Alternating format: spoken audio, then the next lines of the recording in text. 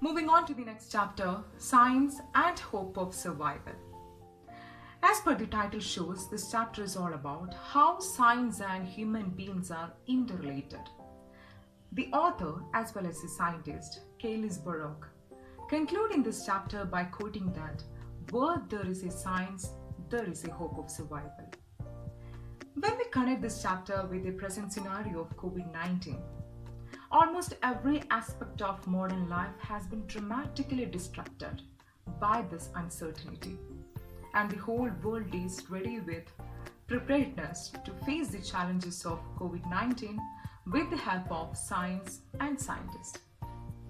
My dear students, when we already come across with this situation, we are realizing the fact that science has hope for the survival of human being.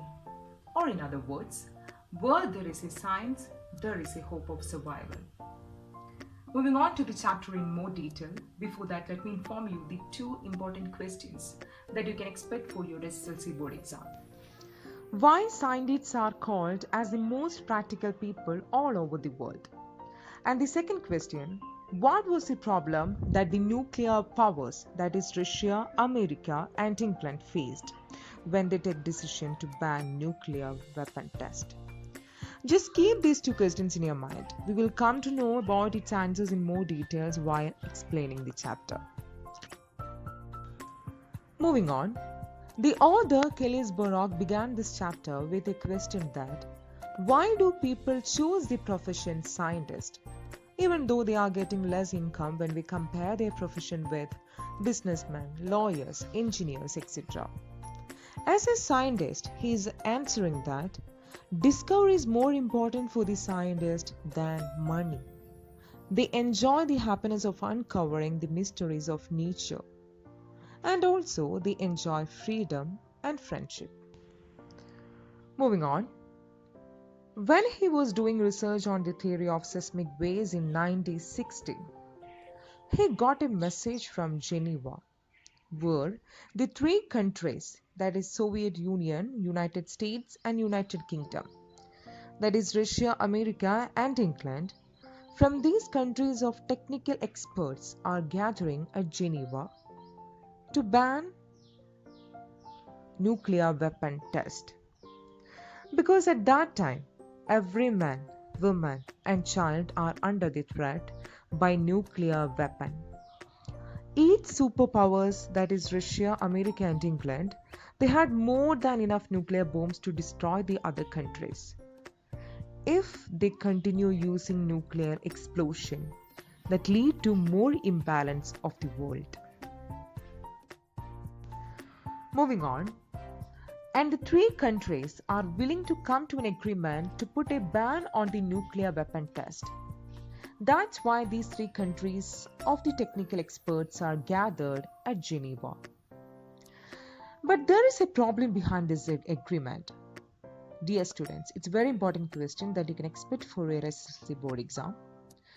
Suppose if these countries had signed the agreement to stop the test of the nuclear weapon, in case one of these countries had violated this agreement and secretly made an underground nuclear explosion, how could they realize the reason behind this explosion? Because underground nuclear explosion had similarities with earthquake. So it may create a chance to get confused either by nature or by man-made. So our scientist Kaylis Baruch had solved this problem by applying his theory of seismic waves. Move on. He is mentioning the two factors which affect earth tremors. The one is seismic waves during the earthquake and the other one underground nuclear explosion. One is by nature and another one is man-made. The author Kaylis Baruch was giving advice to all the people that everyone should work together as scientists. And scientists must be work out with a common language, that is with some logic and evidence.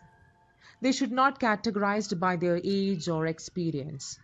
And they should recognize the expertise among them and ask questions to themselves. This helped them to find solution. Moving on, the important decision taken by the politician was the ban on nuclear weapon test. This would a hope for the survival of humanity, as there will be no competition for developing nuclear weapons. Moving on, there are three things our author Kelly Barak learned after Geneva Summit. The first one, as a scientist, he has people all over the world who think and interact like him.